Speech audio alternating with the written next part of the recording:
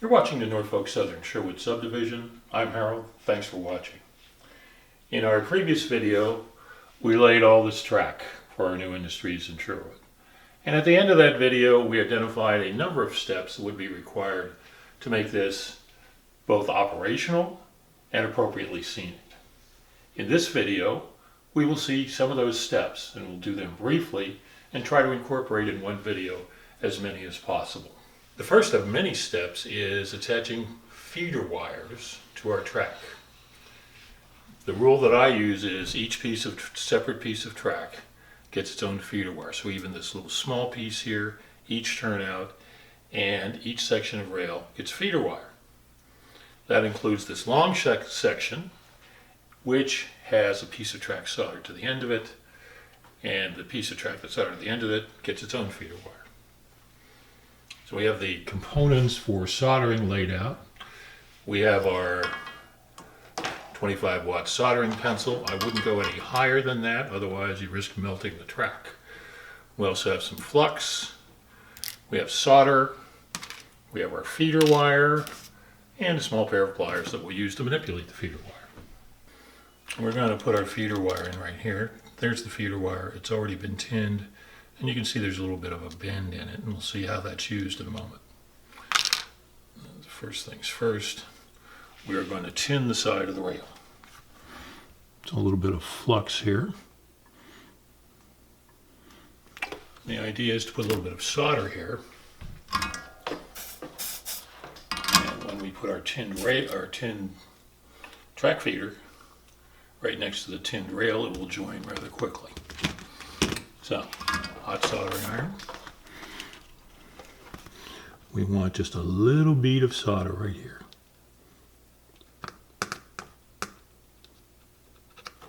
Like that. Now we take our feeder wire, insert it in the hole.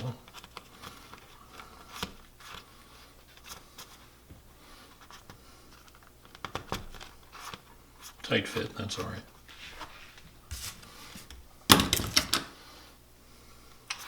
And the idea is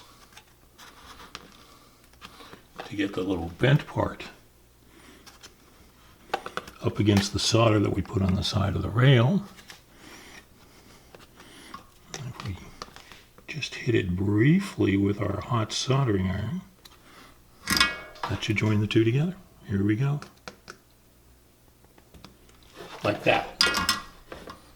Just let it sit there till it cools. Reach under the layout to find the wire.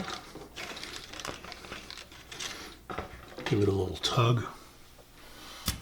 You can see we both have a good solder connection and a good mechanical connection. That's how to install feeder wires in your track. And we'll do this throughout the rest of the area. I think we have 7 different locations where we have to install feeder wires. And you'll notice pretty prominent because of the shining solder. But keep in mind we're going to paint this track and ballast it, and after we've done that you won't notice that at all. Following the installation of all the feeder wires, of course, we will have the fun project of going underneath the layout and connecting all of them to the track bus. I don't know of any way to show you that other than by an above layout demonstration, which we might be doing. So that's it for feeder wires. There are lots of other things to be done, and we'll see them in portions of this video that will follow. It is now time to solder our rail joiners. I do this for all my rail joiners. I'm fortunate to have a climate-controlled room where there is not a lot of temperature fluctuation. If you have a different circumstance, you might want to consider not doing this for each one of your joints. And I'm not doing this for electrical conductivity. I'm doing this for rail alignment. It's a simple process. Get some flux. Now I'm showing you the inside of the rail here, which I wouldn't normally do, but I think it's easier to see on the video. And it's not going to do any harm. Hot soldering pencil. And a little solder.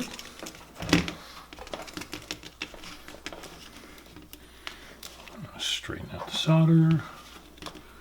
Come in here and heat up the area. A little solder in there. Do the other side.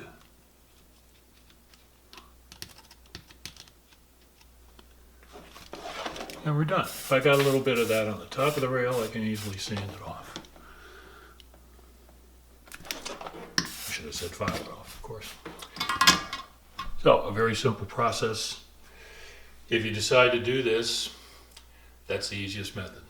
With our track feeders connected to our track, what we have to do now is connect them to our power bus. I have a DCC system, so I have bus wires running underneath the layout surface, and the objective is to connect the track feeders to the bus wires.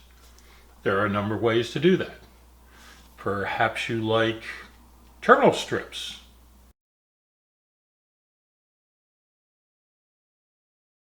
Kind of a mess, isn't it? And it's really hard to understand what's connected to what. Maybe you like adventure. Take your soldering iron with you under the layout and try soldering wires over your head. I cannot imagine a more dangerous thing to do. So we're going to not do that. What are we going to do?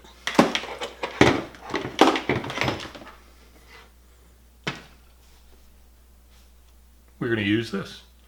It's an insulation displacement connector, otherwise known as a suitcase connector. A couple things about these. First of all, give you a little demonstration. Let's say that's our bus wire. In my case, the bus wire is 14 gauge. This is our feeder wire.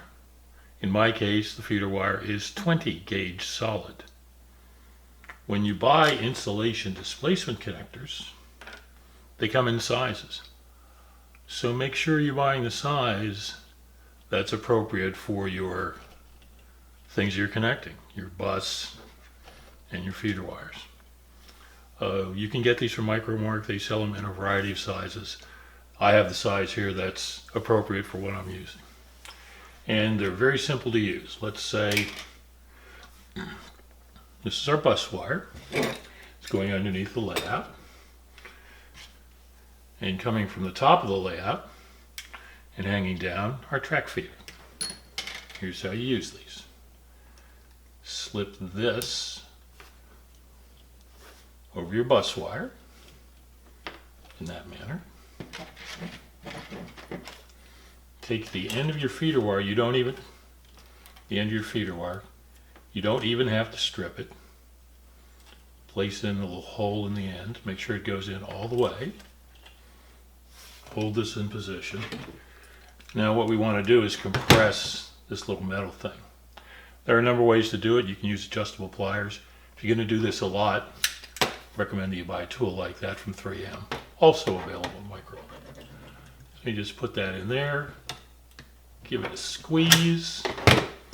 That pushes this little knife blade down, creating a contact between the bus wire and your feeder wire. Give it a little pull to make sure it's secure, and close the top. This is why it's called a suitcase connector. Like that. Then you're done. But I would recommend one thing that you may not think of. In my case, I'm going to do this under the layout for I think I counted 16 feeder wires I have to connect. And if I do one of them wrong, I'm going to get a short circuit. How will I know? Well, what I could do is connect them all, turn the power on, and hope for the best. I recommend you do this with the power on.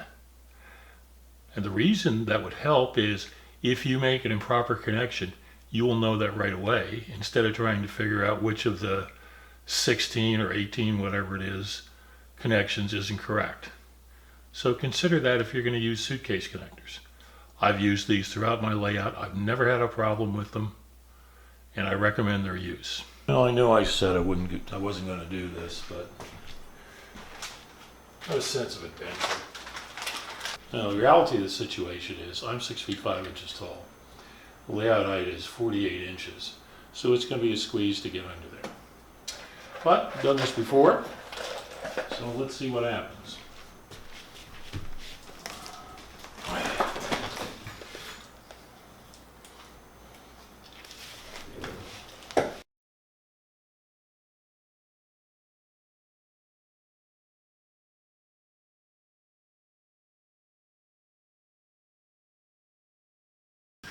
Now I have to move down to the other end. I can say I've had more fun, but this does have to get done.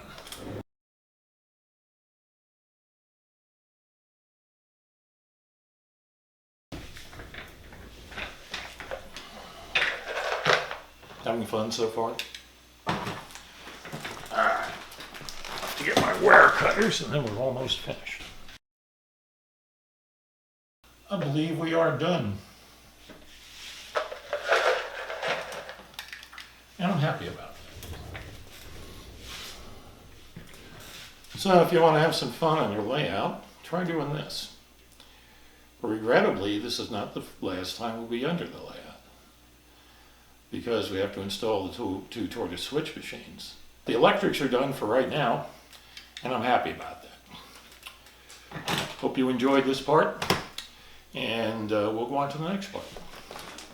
In this segment, we will replace the ties that we removed in order to join the tracks together with the rail joiners. So right now we have these large gaps. We're going to fill those in with replacement ties. It's a pretty simple process. Take a look at the space, and I figure 4 replacement ties will go in there. Something like that. The replacement ties have those little nubs on the top that were the clips for the rails. So we'll take our hobby knife, okay, it's an X-Acto knife, and we will cut those clips off. We'll slide the ties underneath and affix it with some glue. We have now added the filler ties to both tracks, and I think you'll agree this is a much more realistic appearance.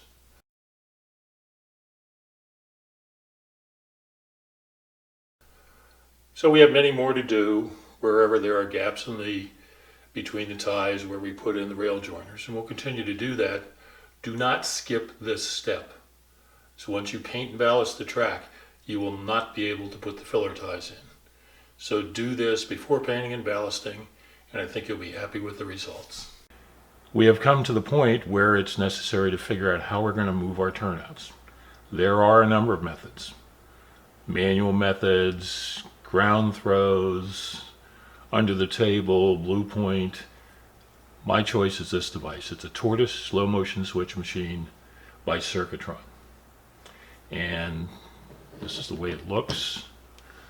We have a number of contacts here. The outside contacts are for the power. The inside contacts are for internal switches that you can use to, for example, power your frog. There will be some point on your layout where you have an inaccessible turnout. I've got many of them, where I don't want to reach way into the back of the layout, or I can't because a building is in the way, in order to throw the turnout. So we're going to use this device. It comes with these items. And it comes with this wire. And the wire is what projects from underneath the layout to above the layout. A couple of issues with the wire. First of all, pretty springy. I'm not sure that that's going to make our turnout stay in place like it should.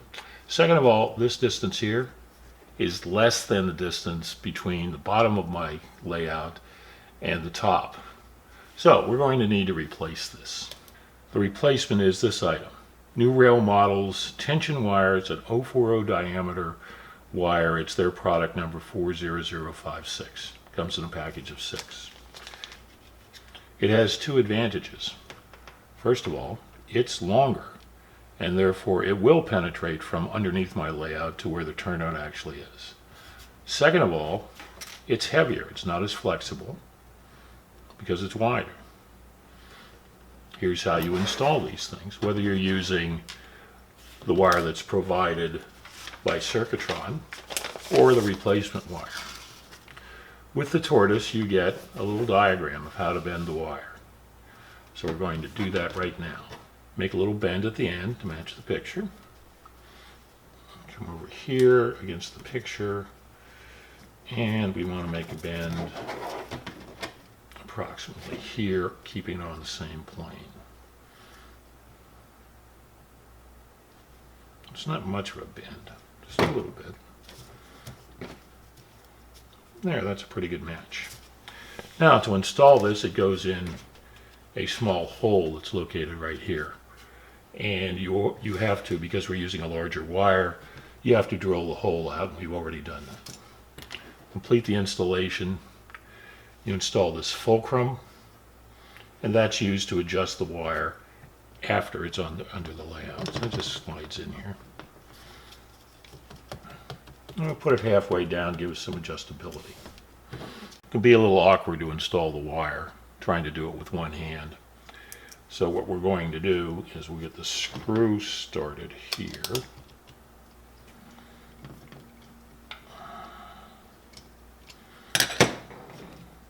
Take our wire through the fulcrum, locate it in our hole, holding the wire down.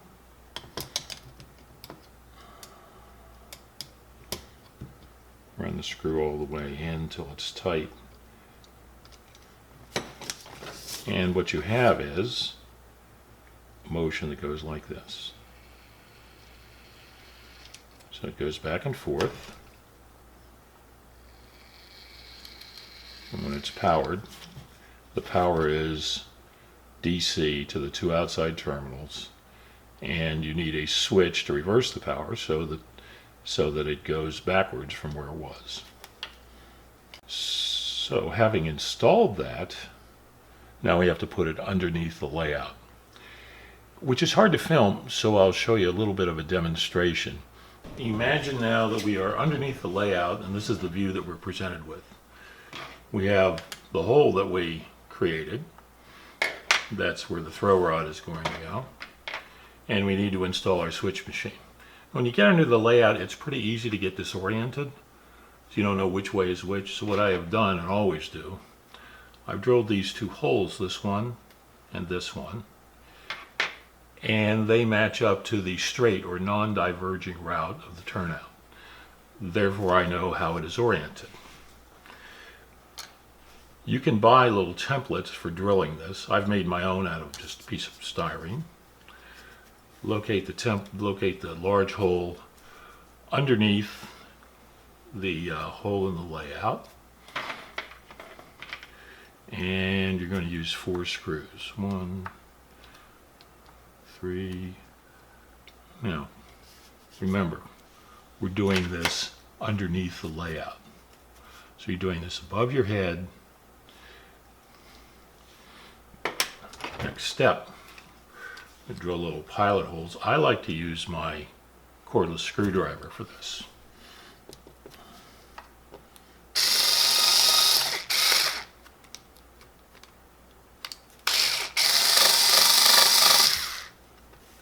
Just to get the screws started.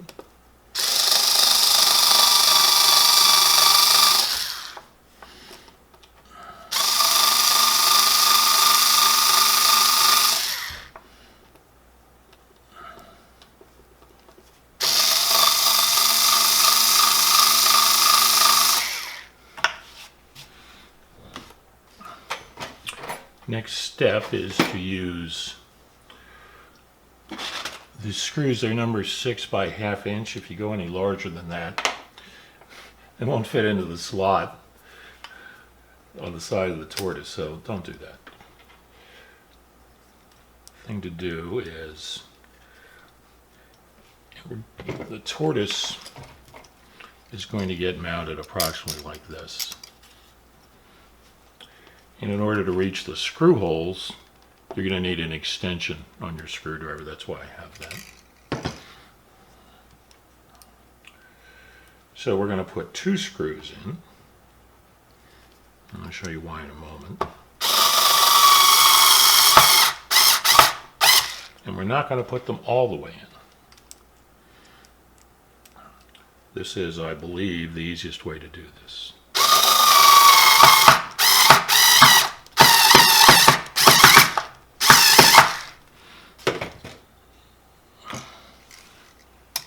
Take the wire in your tortoise and find the little hole that's in the throw bar of the turnout. Once you've found that, slide your tortoise where the screws are. And you want to tighten these screws to lock the tortoise in place.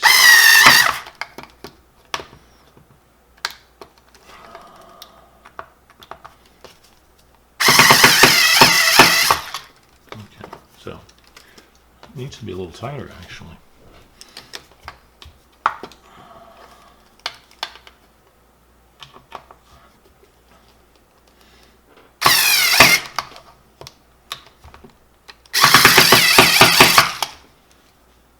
I think that's actually tight enough right now. Now what you want to do is then put the other 2 screws in.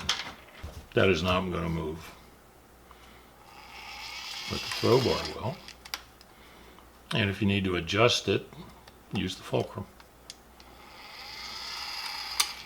Now obviously we're going to have some electrical connections here. I didn't show that because it's just an extra step. But before you put this in, you want to solder whatever wires are necessary to make sure you have the right control. How are we going to control it? This will be controlled with a double pole, double throw toggle switch. You could use other things. Most DCC manufacturers make stationary decoders that could also be used to control this. The only other thing to do,